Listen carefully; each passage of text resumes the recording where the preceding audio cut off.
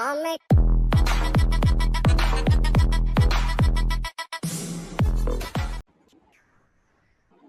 hi everyone, welcome back to the NMAT daily series. This is Anisha here.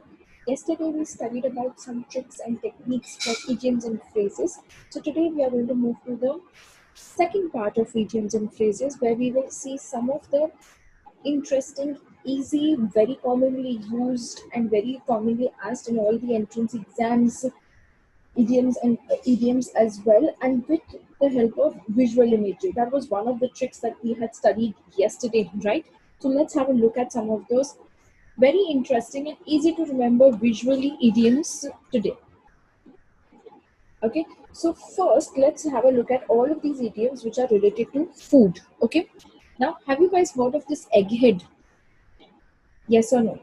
Okay, what I would want you all to do is refer to all of these and in the comments put up usage of this in a sentence so that we can relate to these idioms further ahead. Okay, now egghead, an egghead is someone who's a very studious and academic person, right? So let's try and make it fun to remember by actually visualizing this person who's like an egg, who's dressed up in this entire graduation, which gives us an understanding that, yes, an egghead means someone who's very studious and an academic person.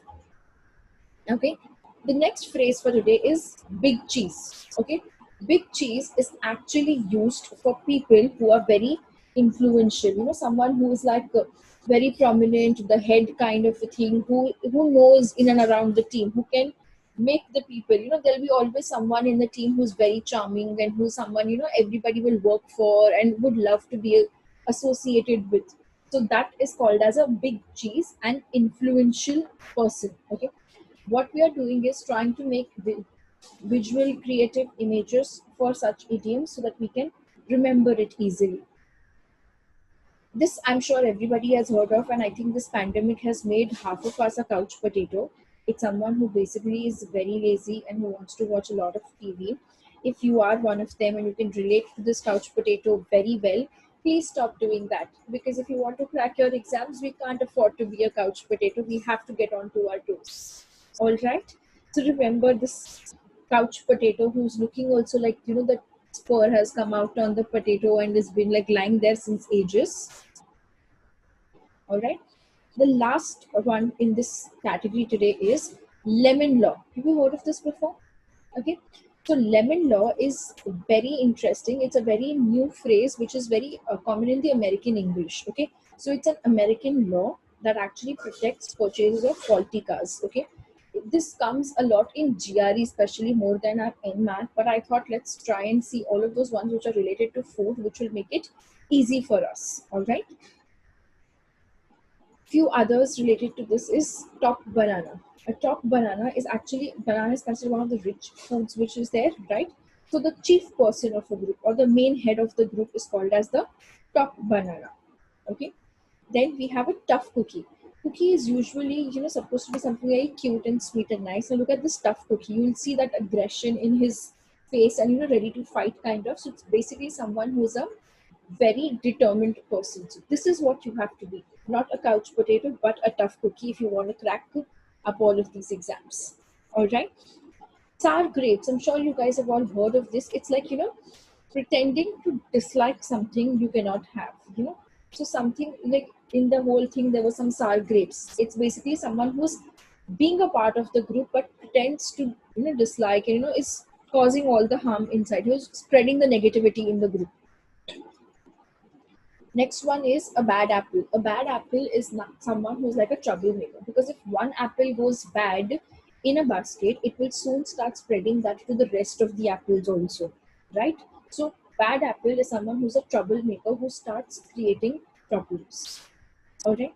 These are few of the idioms related to food that we are studying today. Okay. Now let's look at some of the idioms which are related to school. Okay. We've picked up easy idioms to help understand how do I make visually all of these. Okay. If you guys know any other idioms which you all can make some images, please put it on to the comments. Upload your images. Let's try and make everybody learn together effectively on this. All right. Okay. So I'm sure you have seen this, a bookworm. right? So a bookworm is a very common one, and a very simple visual to this is like there up here someone who reads a lot. Okay, that person is called as a bookworm.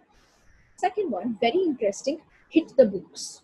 Okay, when you say hit the books, it's called as to begin to study hard. All right. Same way, this is also used in very commonly as hit the gym or hit the road. What do I mean by that is to start gymming, to start a drive, go on the road drive or a road trip which is there. So hit the books, hit the gym, hit the roads is a very common phrase which is used in a lot of our passages. All right.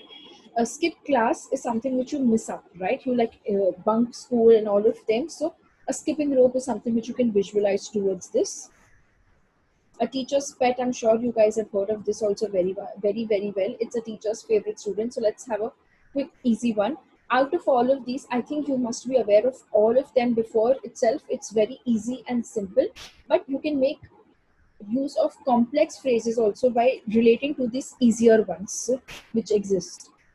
All right. Some few more easy ones today for the understanding.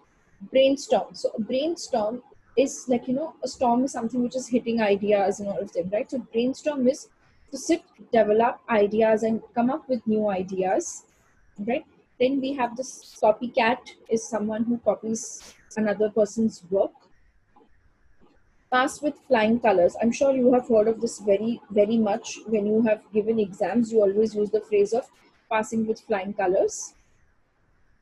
A dropout is someone who stops attending school, so has dropped out of it. So these are some of them. Now out of all of these phrases which are there, you can expect these easy phrases to come in your exams like CET, CMAT, which is there. The ones related to food, those definitely do come as a part of your passages. It helps into RCs and all of them. So let's use this today's session to do some easy idioms. Stay tuned for some more. Stay tuned for some tough ones coming up tomorrow. All right, tomorrow and day after, we're also going to study some difficult idioms and phrases as well. All right. All the best. Stay tuned to the NMAT daily series. And for people who are planning to crack NMAT, you guys can get on board with the NMAT Turbo. Let's aim to get that 220 plus and get cracked with all of them. If you get access to all of the video lectures, trust me, the NMAT official guide video series, Arun Sharma recorded videos, concept builder videos. If you have done all of these three, you won't need anything else to build your concepts and to crack these exams. If you have any doubts, any questions, you guys can connect with us over a call as well. And if you want to get a better understanding about NMAT and what other things to do ahead with the same, check out the link in the comments section. You can block a mentorship session with me and I'll help you guys further ahead for that. All right. All the best and stay tuned.